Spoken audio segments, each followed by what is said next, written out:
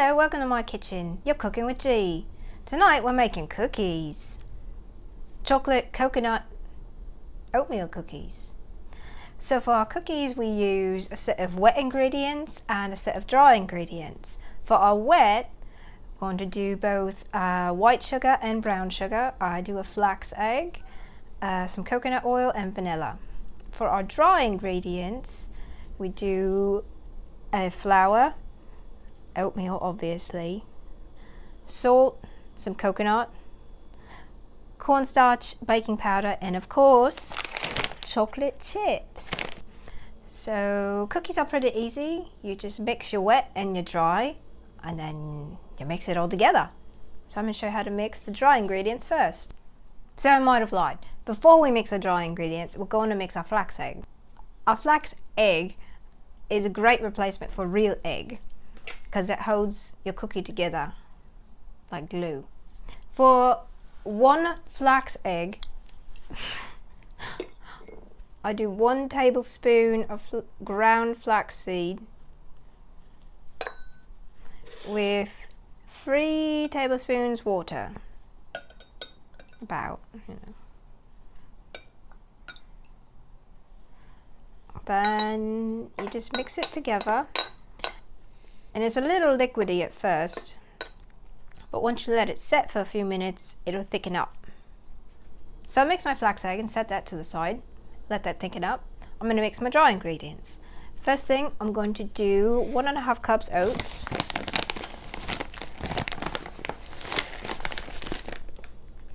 I'm using a gluten-free oatmeal for this. You don't have to if you don't want to. 3/4 cup flour.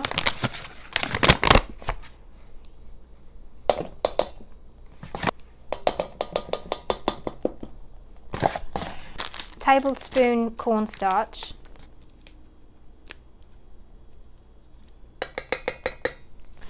And I just do like a 1/4 teaspoon salt. I'm not really a huge salt fan, but just a little bit.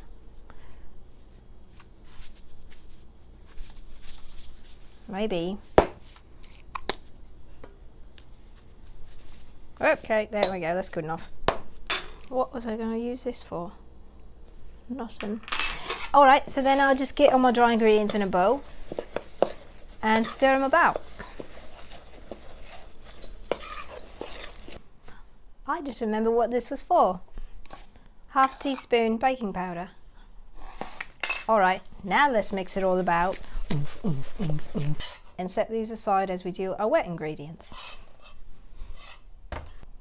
Okay, for our wet ingredients, I'm going to start with mixing my sugars. I'm going to do 1/4 cup of each sugar.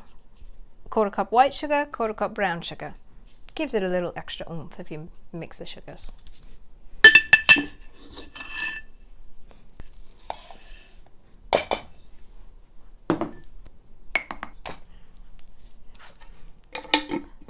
Alright, then set your sugars aside. And now, by this point, your flax eggs should have thickened up a bit. You just want to dump that in.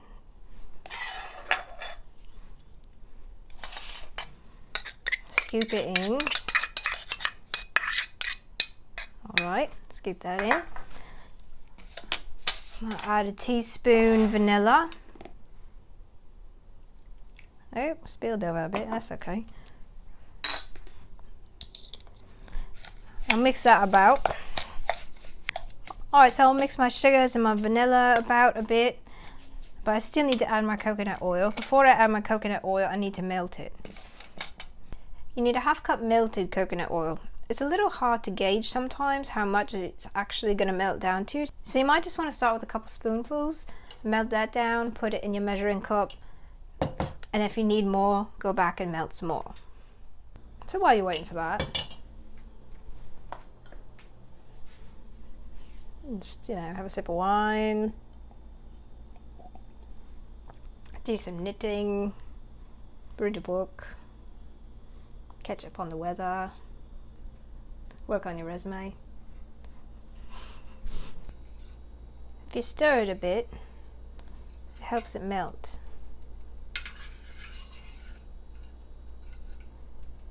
Alright, that's probably good. Got my oil melted. Now I'm going to mix that with my wet ingredients. Oh, and it looks like I need, well, no, that's good. That's good. I'm a little short of a half cup, half cup. So I'll pour that in there. And if you're a little short, you can just melt a little bit more. Since my pan's already hot, I don't even need to turn it on. I probably just need another spoonful or so. Just melt this.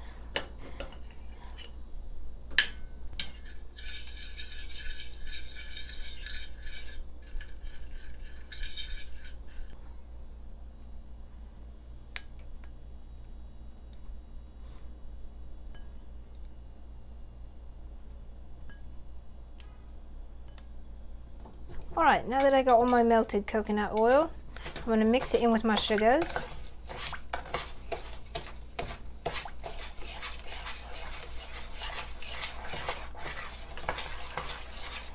I don't have a really nice beater, so I mix cookies all by hand.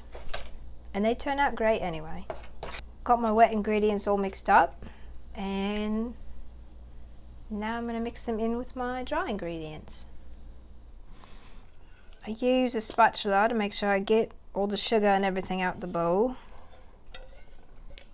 Mix my wet in with my dry. Okay. You want to make sure that all your oats and your flour, all your dry ingredients are nice and coated with the oil, because that's how your cookies are really going to stick together. Now at this point I'm going to add my last couple ingredients. I'm going to add a half a cup chocolate chips and a half a cup shredded coconut. And my half cupper is soaked in oil, so I'm going to use my quarter cupper. And do 2 to make a half cup. 1. Close enough, 2.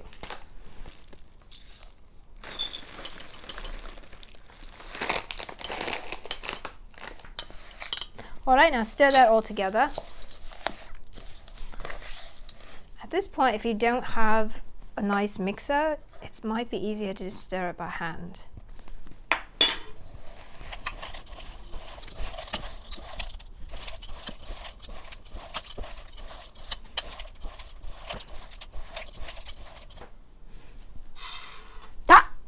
After you got all your ingredients mixed up, you want to preheat your oven to 350 while you roll your oats.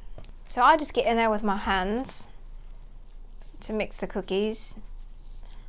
Do about 1 inch round ball for each cookie.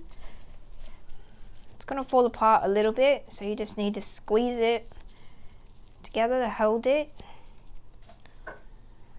And that's what it'll look like. You want to use parchment paper on your cookie sheet so your cookies don't stick.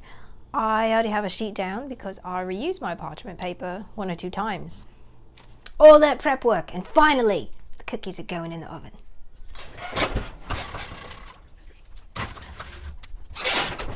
Set my timer for 10 minutes. And after 10 minutes I'm going to go and flatten the cookies to make them wider. I'll show you that in a second. And then they're going to bake for another 5 minutes. After your cookies have baked for 10 minutes, you want to pull them out and just flatten them a little bit with the back of a spoon. Oh no, and hope they don't fall apart like that one.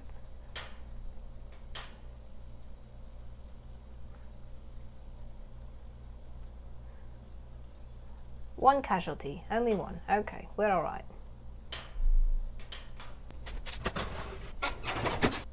And now set your timer for another 5 minutes.